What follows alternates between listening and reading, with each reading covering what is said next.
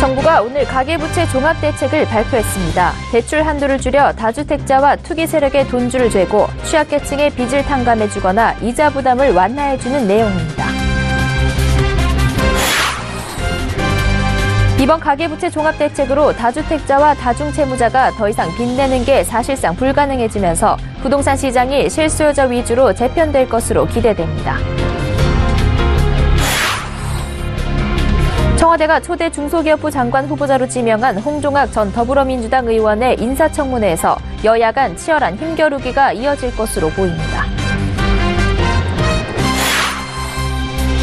정부가 관련형 전자담배의 세금을 현재 50%에서 90%로 올리기로 했습니다. 소비자들은 관련형 전자담배의 가격이 얼마나 오를지 주목하고 있습니다.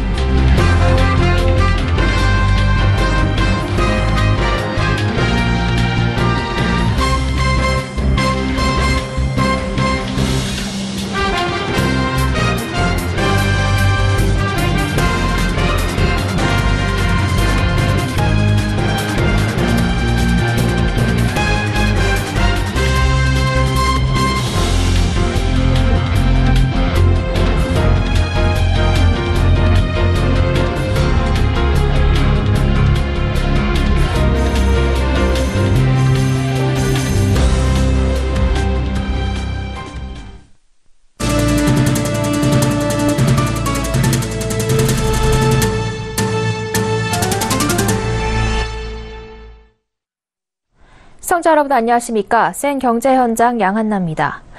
정부는 오늘 서울 정부청사에서 브리핑을 열고 1,400조 원에 육박한 가계부채를 연착륙시키기 위한 종합대책을 발표했습니다. 미국의 기준금리 인상 추세에 따라 국내 대출금리도 오를 것으로 전망돼 빚 부담이 커지기 전에 정부가 선제 조치에 나선 겁니다. 대출 한도를 줄여 다주택자와 투기 세력의 돈줄을 죄고 한계 상황에 부딪힌 취약계층의 빚을 탕감해주거나 이자 부담을 완화해주는 내용이 담겼습니다. 보도에 정훈규 기자입니다. 내년부터 주택을 담보로 받을 수 있는 대출 한도가 크게 줄어듭니다. 차주의 소득과 주택담보대출 상환 부담을 보다 정확히 반영할 수 있도록 새로운 DTI 제도를 내년 1월부터 18년 하반기 중에는 은행권부터 DSR을 여신관리 지표로 도입하여 우선 총부채 상환 비율인 DTI는 소득 대비 갚아야 할 빚의 비율을 뜻하는데 신 DTI는 빚의 기준이 대폭 강화됩니다. 지금까지는 새로 주택담보대출을 받을 때 신규 대출의 원리금과 기존 주택대출의 이자만 계산했지만 내년 1월부터는 기존 대출의 원금과 이자를 모두 반영합니다. 예를 들어 연봉 7천만 원인 직장인이 기존 주택담보대출 2억 원을 가지고 추가로 대출을 받아 서울에 집을 살 경우 기존에는 1억 8천만 원까지 빌릴 수 있었지만 내년부터는 1억 2천만 원으로 줄어듭니다. 또 내년 하반기부터는 신 DTI보다 더 강력한 대출 규제인 총부채 원리금 상환 비율 DSR이 도입됩니다. DSR은 주택담보대출뿐 아니라 마이너스 통장 등 모든 대출의 원리금을 포함해 대출 한도를 정하는 방식입니다. 가령 DSR 한도가 200%라면 1년 동안 내는 이자와 원금 상환액이 연봉의 2배를 넘어서는 안 된다는 뜻입니다. 또 이번 대책에는 아무리 일을 해도 빚 갚기 어려운 사람들을 위한 채무 조정과 빚 탕감도 포함됐습니다. 예를 들어 연체 전이지만 연체가 예상되는 대출자는 원금 상환 유예 등 이자 부담을 줄여주고 상환이 불가능하다고 판단되는 연체 채권은 소각할 계획입니다. 서울경제TV 정은규입니다. 이번 가계부채 종합대책으로 다주택자와 다중채무자가 더 이상 빚내는 게 사실상 불가능해집니다. 이미 파리 부동산 대책으로 고비가 풀린 부동산 대출 다잡기에 나섰지만 이번 대책으로 투기 수요가 본격적으로 빠지면서 부동산 시장이 실수요자 위주로 재편될 것으로 기대됩니다. 내년부터 신 DTI와 DSR이 단계적으로 시행되고 중도금 대출 규제가 강화되면 빚을 내 집을 산 뒤 차익을 남기는 투기 행위가 어려워지기 때문입니다. 보도에 정창신 기자입니다. 이번 가계부채 종합대책의 핵심 내용은 다주택자, 다중채무자의 돈줄 죄기입니다. 신 DTI, DSR이 단계적으로 도입돼 기존 주택 소유자의 경우에 매입주택을 담보로 돈을 빌려 집 사기 어려워지기 때문입니다. 이미 파리 부동산 대책으로 매수세가 줄어든 가운데 부동산 시장엔 투기 수요가 걷히고 있습니다. 다만 정부는 실수요자 보호를 위해 일시적 이 주담대는 주담대 한 건을 즉시 처분할 경우 기존 주담대 이자 상환액만 반영하도록 했습니다. 신 DTI는 수도권을 비롯해 세종, 부산 해운대, 대구 수성 등 비수도권 중 투기 지역, 투기 과열지구, 청약 조정 대상 지역에만 적용됩니다. 부동산 과열이 일부 지역에서 일어나고 있는 만큼 전국 확대는 좀 더 지켜보자는 뜻으로 분석됩니다. 정부는 11월 중 신 DTI 운용 지침을 만들어 발표할 예정입니다. 중도금 대출 규제로 분양시장에도 투기 수요 이탈은 가속화할 것으로 관측됩니다.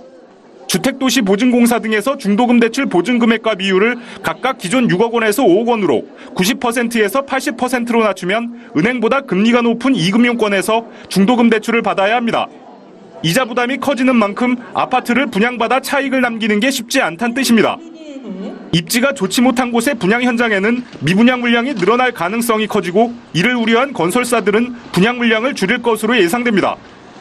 내년 3월부터는 부동산 임대업자 대출에 여신심사 가이드라인이 도입됩니다.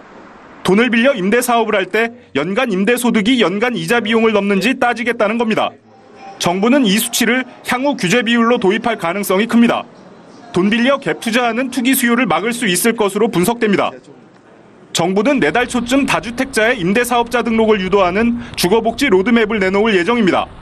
다주택자들은 집을 내놓거나 임대업 등록을 해야 하는 만큼 추가 대책에 촉각을 곤두세우고 있는 모습입니다. 서울경제TV 정창신입니다. 청와대가 어제 오후 초대 중소기업부 장관 후보자로 홍종학 전 더불어민주당 의원을 지명했습니다. 박성지 후보자가 지난달 낙마한 지 38일 만입니다. 하지만 야당이 일제히 코드 인사라고 비판하고 홍종학 지명자에 대한 인사청문회에서 여야 간 치열한 힘겨루기가 이어질 것으로 보입니다. 김상윤 기자가 보도합니다. 문재인 대통령은 장기간 공석 상태인 중소기업부의 초대 장관 후보자로 홍종학 전 의원 카드를 꺼내들었습니다. 홍종학 후보자는 지난 19대 국회에서 비례대표로 국회의원을 지낸 인물로 친문 성향 정치인으로 분류됩니다. 비례대표 국회의원을 지내기 전에는 가천대 경제학과 교수로 재직하면서 장하성 청와대 정책실장과 김상조 공정거래위원장, 박상기 법무부 장관 등과 함께 경제정의 실천 시민연합에서 활동한 바 있습니다. 홍 후보자는 의원 시절 이른바 경제민주화 관련 입법에 앞장서는 활동을 했었습니다. 다만 지난 2013년 면세점 특허 갱신 기간을 기존 10년에서 5년으로 줄이는 관세법 개정안을 발의해 통과를 주도하면서 야당 비판의 빌미를 제공한 적도 있습니다. 이에 따라 야권은 홍 후보자에 대해 일제히 비판의 칼날을 세우고 있습니다. 전지명 바른정당 대변인은 문 대통령의 인재풀은 도저히 캠프와 코드, 민주당 캠코더에서 벗어날 수 없는 모양이라며 홍 전 의원은 2013 홍종학법을 만들어 면세점들을 진흙탕 싸움으로 몰아넣은 장본인이라고 말해 현미경 검증을 예고했습니다. 국민의당도 비판 대열에 합류했습니다. 결국 돌고 돌아 문재인 대통령 주변에서 찾느라 이렇게 오랜 시간이 걸린 것입니까? 청와대가 홍 후보자를 내세운 것은 원활한 국회 인사청문회 통과를 위한 것으로 해석됩니다. 과거 현직 비례대표로 장관에 오른 인물은 이달곤 전 행정안전부 장관과 강은희 전 여성가족부 장관 등이 있었지만 전 비례대표 출신 국회의원이 장관직에 임명되기는 처음입니다. 서울경제TV 김상윤입니다.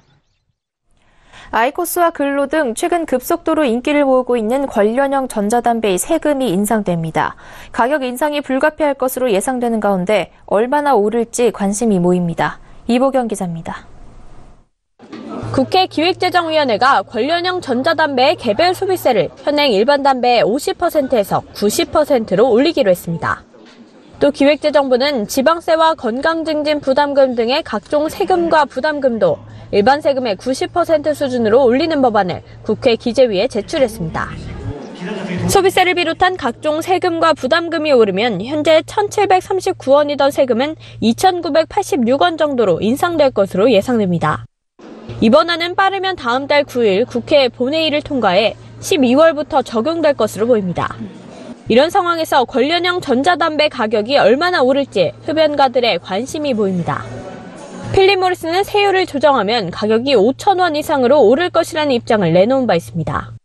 그러나 시장 초기 무리하게 가격을 올리면 흡연가들이 다시 일반 담배로 돌아갈 가능성이 높은 만큼 신중한 모습입니다. 또 세금이 오른다고 가격을 올리면 한국 소비자를 무시한 처사라는 지적도 피하기 힘들 것으로 보입니다. 세금이 일반 담배의 91.5%에 달하는 그리스에서도 일반 담배 대비 가격이 높지 않고 일반 담배보다 가격이 비싼 나라는 없기 때문입니다. 여기에 필립 모리스는 그동안 일본, 포르투갈, 그리스 등 외국의 세율이 낮다고 주장했지만 기재부의 실태 조사 결과 사실이 아닌 것으로 드러나 비난을 받은 바 있습니다. 또 다음 달 출시를 앞둔 KT&G의 관련형 전자담배 신제품인 릴의 가격이 변수가 될 수 있어 성급하게 가격을 올리긴 쉽지 않다는 관측이 나옵니다. 서울경제TV 이보경입니다. 오늘 서울경제TV와 서울경제신문이 주최한 2017 서경금융전략 포럼이 열렸습니다. 이 자리에 참석한 최종구 금융위원장은 블록체인 기술이 금융산업에 파괴적 변화를 가져올 것이라고 강조했습니다. 앵커 리포트입니다. 오늘 서울 서공동 롯데호텔에서 블록체인을 주제로 제13회 서경금융전략 포럼이 열렸습니다. 이 자리에는 금융회사 최고 경영자 및 관계자들과 함께 학계, 연구기관 등 전문가들이 모였습니다.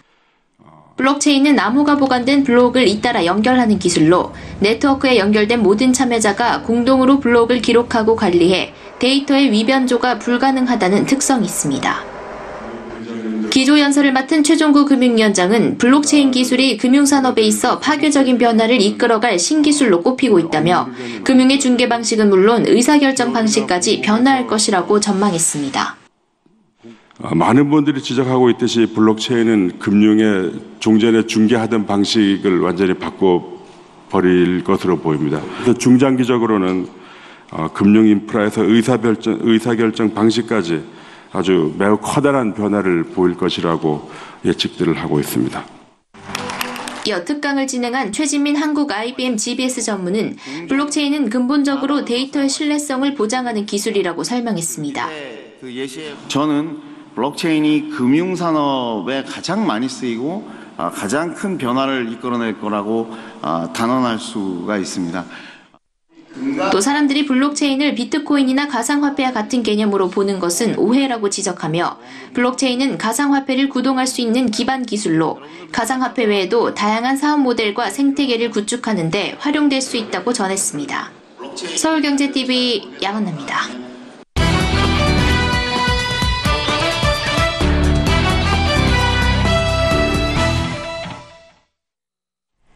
금융투자협회가 어제 브리핑을 열고 증권사의 국내외 균형 발전을 위한 30대 핵심 과제를 발표했습니다.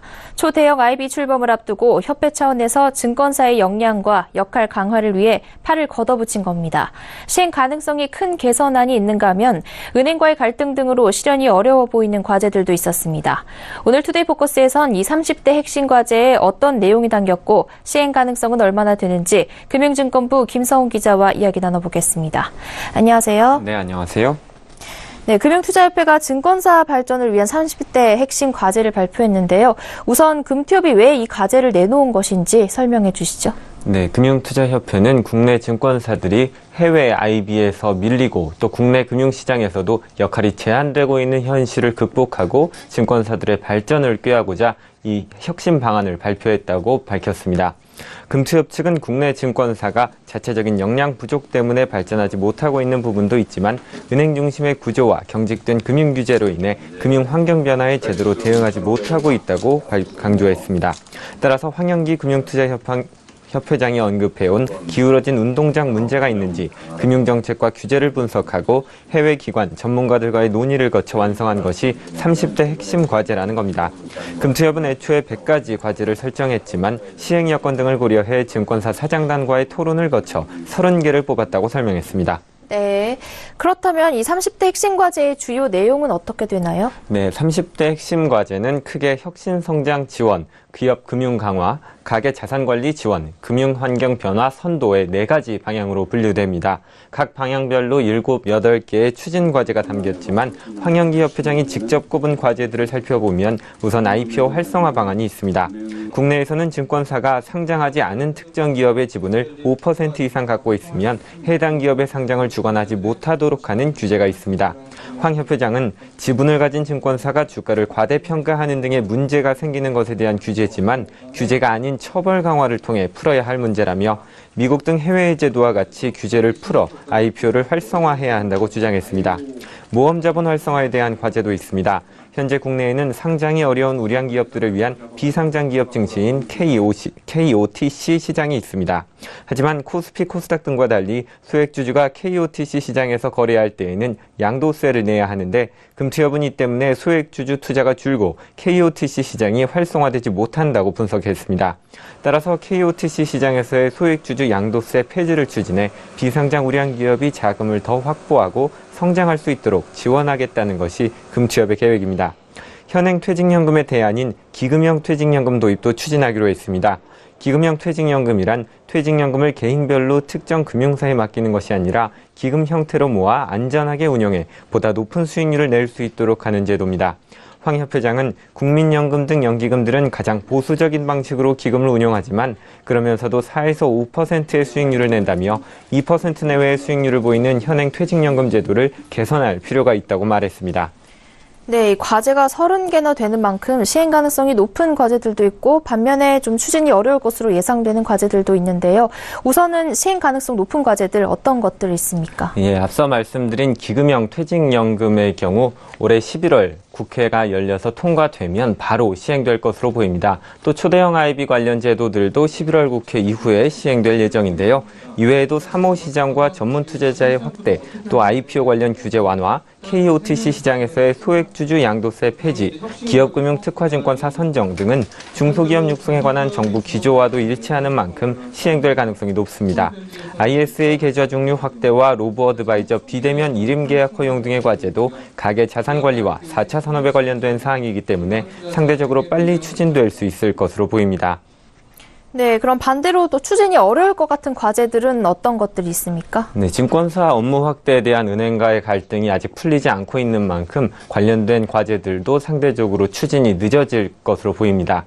특히 증권사가 외화 이체, 일반 환전 등 업무를 할 수 있겠다는 외국환 업무 허용 방안은 외환 업무가 은행 고유의 것이라는 은행권의 거센 반대에 직면해 있습니다. 또 종합금융투자업자의 해외 현지 법인에 대한 대출을 허용하겠다는 방안도 현재 초대형 IB의 대출 기능에 대해 은행권과 금융혁신위원회의 문제 제기가 있는 만큼 시행되기 어려워 보입니다. 네, 증권사 발전을 위한 30대 핵심 과제에 대해서 김성훈 기자와 이야기 나눠봤습니다. 오늘 말씀 고맙습니다. 감사합니다.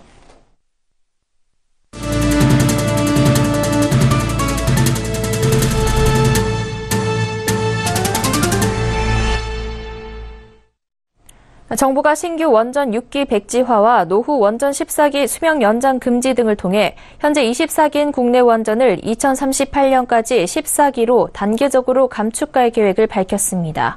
이에 따라 신한울 3, 4호기, 천지 1, 2호기, 아직 건설 장소나 이름을 정하지 않은 2개 원전 등 총 6기의 신규 원전 계획은 백지화되며 2038년까지 수명이 만료되는 노후 원전 14기는 수명 연장을 금지하고 월성 1호기는 전력 수급 안정성 등을 고려해 조기에 폐쇄됩니다. 원전 감축 정책이 제대로 시행되면 국내 총 원전 수는 2022년엔 28기, 2031년엔 18기로 줄고 2038년엔 14기만 남게 됩니다. 정부는 공론화위원회의 권고를 존중해 공론화 기간 중단됐던 신고리 5, 6호기 건설을 재개하되 탈원전과 신재생 에너지 확대를 중심으로 한 에너지 전환 정책은 계속 추진키로 했습니다. 또 원자력 발전 안전 기준 강화와 신재생 에너지 투자 확대, 사용 후 해결료 해결 방안 마련 등 위원회가 권고한 건설 재개 보완 조치들을 향후 정부 정책에 충실하게 반영하고 추진하겠다고 밝혔습니다. 소비자 대부분이 제조업자의 생산물 배상 책임 보험, 이른바 PL보험 가입 의무화에 찬성한 것으로 조사됐습니다. PL보험은 생산물의 결함으로 인해 소비자가 숨지거나 다치고 재산에 손해가 발생할 때 제조사 등 손해배상 책임 손해와 법률 비용 등을 보상하는 보험입니다. 보험연구원이 1,208명을 대상으로 설문한 결과 소비자의 89.5%가 제조업자의 PL보험 가입 의무화에 찬성했고 88.3%는 의무화할 경우 소비자 피해 구제와 제조물의 안전 향상에 도움이 될 것이라고 답했습니다. 소비자의 61.4%는 제품을 구매할 때 PL보험에 가입한 제품을 선호한다고 밝혔고 82%는 PL보험에 가입한 제품이라면 가격이 10% 이상 올라도 구매할 의향이 있는 것으로 나타났습니다. 하지만 PL보험 자체에 대한 인지는 낮아 소비자의 67% 이상이 2002년 시행된 PL법에 대해 알지 못했고 PL법을 아는 소비자 중에서도 세부 내용까지 아는 소비자는 27.7%에 불과했습니다. 신임 수협은행장에 이동빈 전 우리은행 부행장이 선임됐습니다. 수협은행은 오늘 주주총회를 열고 은행장 추천위원회가 추천한 이동빈 후보자를 새 은행장으로 선임했습니다. 이 은행장 선임에 따라 수협은행은 올해 4월 초 이원태 전 행장 퇴임 후 약 반년 만에 수장 공백 상태를 끝냈습니다. 수협은행장 임기는 3년이며 이동빈 신임 은행장은 25일 취임식을 열고 임기를 시작할 예정입니다. 올해 상반기 임금 근로자 10명 중 4명의 한 달 월급이 200만 원이 안 되는 것으로 나타났습니다. 통계청에 따르면 올해 상반기 전체 임금 근로자 중 100만 원 이상 200만 원 미만의 월급을 받는 근로자의 비중이 32.6%로 가장 높았습니다. 200만 원대가 27.3%로 뒤를 이었고 300만 원대가 14.9%, 400만 원 이상이 14.8%, 100만 원 미만이 10.4%로 집계됐습니다. 이 통계를 근거로 계산한 월급 200만 원 미만 임금 근로자의 비중은 43%였습니다. 직업별로 살펴보면 월급 100만 원대 비중은 단순 노무 종사자, 서비스 종사자, 농림어업 숙련 종사자, 판매 종사자 순으로 높았습니다. 특히 단순 노무 종사자의 경우 200만 원 미만이 83.5%였고 이 가운데 100만 원 미만이 29.5%를 차지했습니다. 한국거래소의 차기 이사장에 정지원 현 한국증권금융사장이 내정됐습니다. 이사장 선임은 10월 말 열리는 거래소 주주총회에서 최종 확정되지만 단독 후보 추천이만큼 사실상 선임이 결정된 것으로 보입니다. 정 내정자는 코스닥 시장 활성화하고 고객 서비스도 강화하겠다며 포부를 밝혔습니다.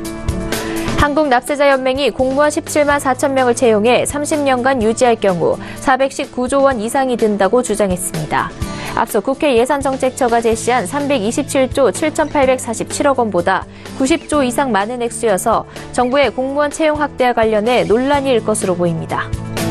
정부에서 위탁받은 국가암검증기관 10곳 중 한 곳이 미흡 판정을 받았습니다. 조사를 의뢰한 김상훈 의원은 미흡 평가를 받은 기관에 대해서 지정 취소 등과 같은 보다 실효성 있는 행정 조치를 시행해야 한다고 주장했습니다. KT경제경영연구소에 따르면 국내 인터넷 이용자의 일평균 이용시간은 4시간 14분이며 5시간 이용자가 전체 25.9%를 차지해 가장 비중이 높은 것으로 나타났습니다. 성별로 보면 여성의 일평균 이용시간이 남성보다 30분 이상 많았고 연령대별로는 30대의 일평균 이용시간이 5시간 23분으로 가장 길었습니다.